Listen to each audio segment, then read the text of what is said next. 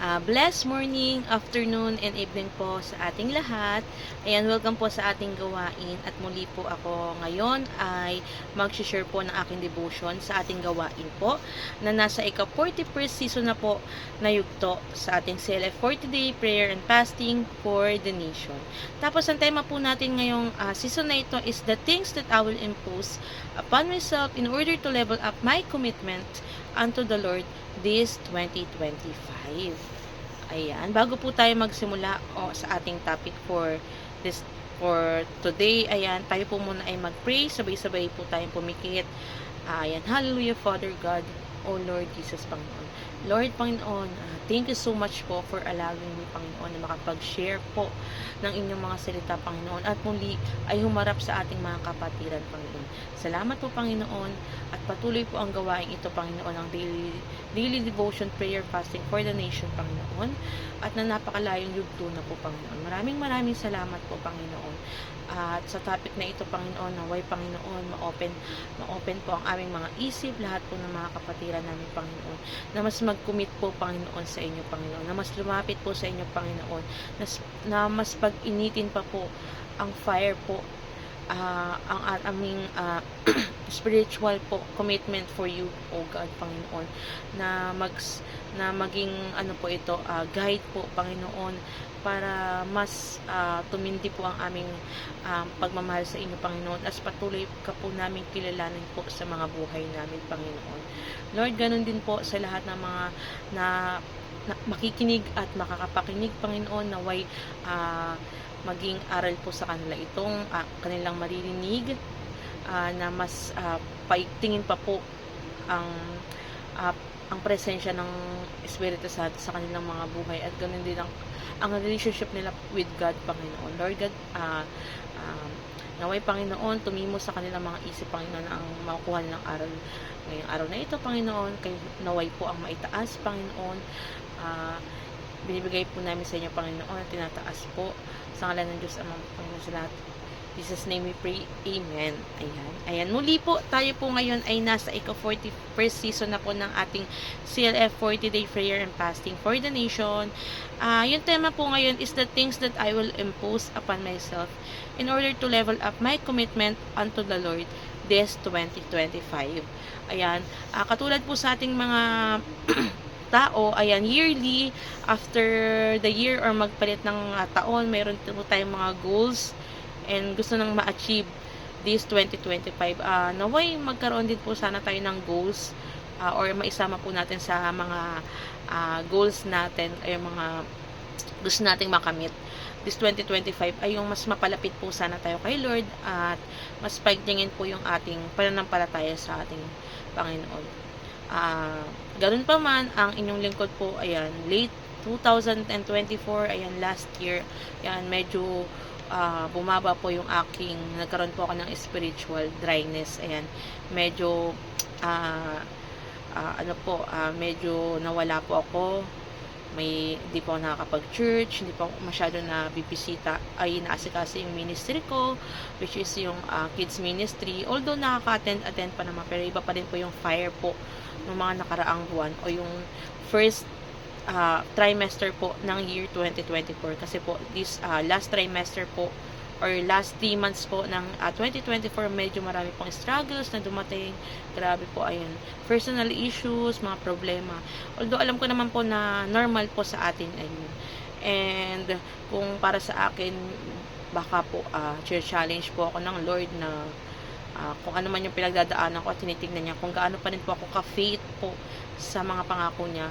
And pwede rin namang pong gawa po ito ng kalaban. Siguro ginagawa ng kalaban na ito na para mas lumayo ako sa Lord, mas mawalan ako ng time.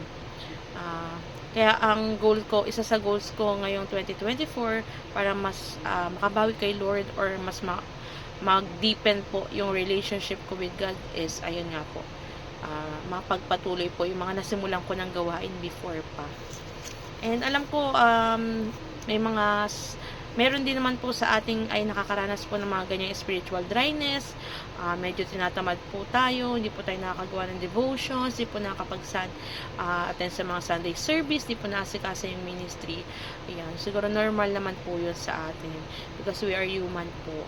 But, kung naramdaman mo na po na may ganun ka sa something sa sarili mo, tapos hindi ka pa po kumilos, ayun na po siguro yung fault mo. Kasi, ibig sabihin, naisip mo yun, is a sign po para mag-move forward na po. And, ayan, meron akong ginawa dito yung mga twist ko para mas mag-connect po or mas mag-commit po yung commitment namin ng relationship namin ni God. Ayan, be present. Ayan, unang-una sa lahat, kailangan present po tayo. We are active. Lagi po tayong nandyan sa Lord. Of course, pag present, kailangan po natin ng time. Kailangan po natin magbigay ng time sa Lord. Ayan nga, kailangan po natin umattend ng mga service, mga gawain. We need to pray, devotion, or fellowship, mga ganun po. Siyempre, unang-una sa lahat, kailangan po talaga present po. Sa lahat ng relasyon, kahit po sa relasyon sa pag-ibig, di ba po, wala naman po nagtatagal na relasyon kung hindi present ang isa't isa. Kaya nga po madalas ang mga LDR ay hindi nag-workout, gawa ng hindi naman po sila present sa isa-isa. Pero marami pa rin naman po nag-workout na mga ganun. Ang pinapoint ko lang po dito ay ayun nga po. Dahil nga may relationship tayo with God, kailangan present tayo kasi si Lord lagi lang nandyan. Kailangan po natin magbigay ng time. Of course, prayer. Yung pray na talagang totoong prayer, yung iiyak po natin kay God lahat ng mga problems po natin. Second is yung daily devotion, yung pang sarili po nating devotion. Magno-notes po tayo, journals, yung mga ganun, para mas lumalim pa po yung ating pagkilala sa Lord. Mas ma-aware po tayo sa mga word of God. And syempre naman po, isa yan sa mga utos ng ating Panginoon na mag-pray po tayo. Mag-pray po tayo, tapos magbasa po ng Bible, mga ganyan.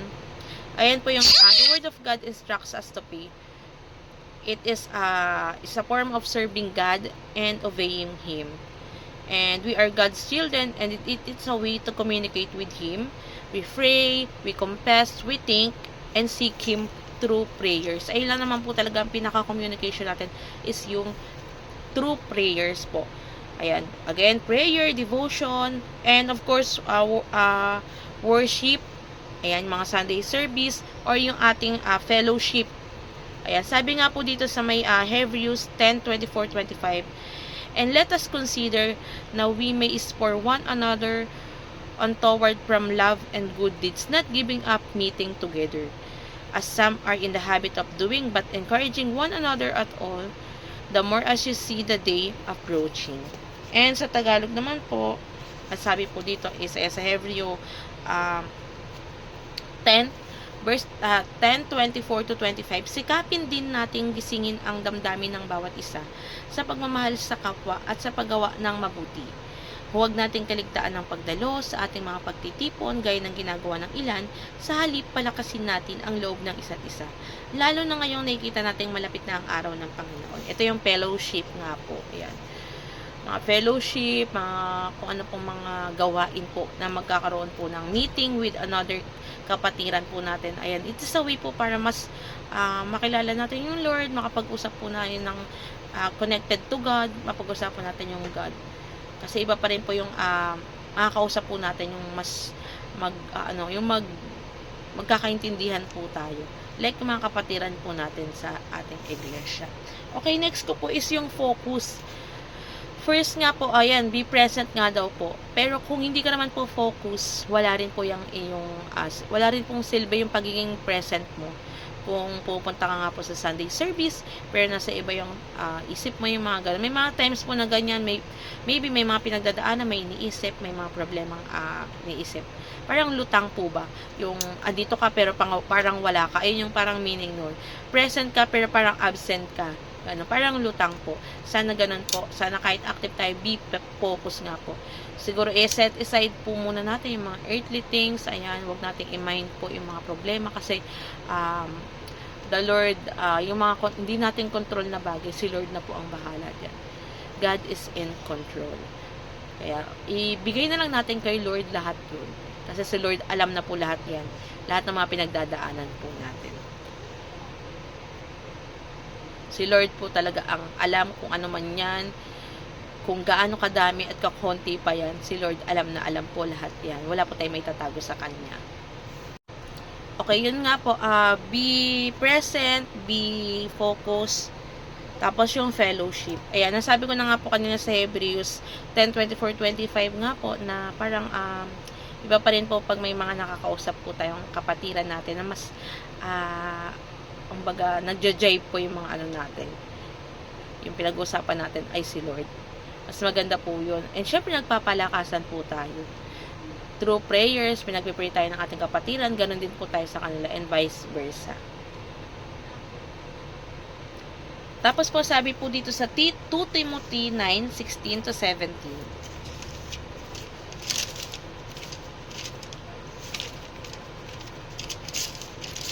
Ano po, ang lahat ng kasulatan ay kinasihan ng Diyos at nagagamit sa pagtuturo ng katotohanan, sa pagtatama sa maling katuruan, sa pagtutuwid sa likong gawain, at sa pagsasanay para sa matuwid na pamumuhay, upang ang likod ng Diyos ay maging karapat-dapat handa lahat sa lahat ng mabubuting gawain.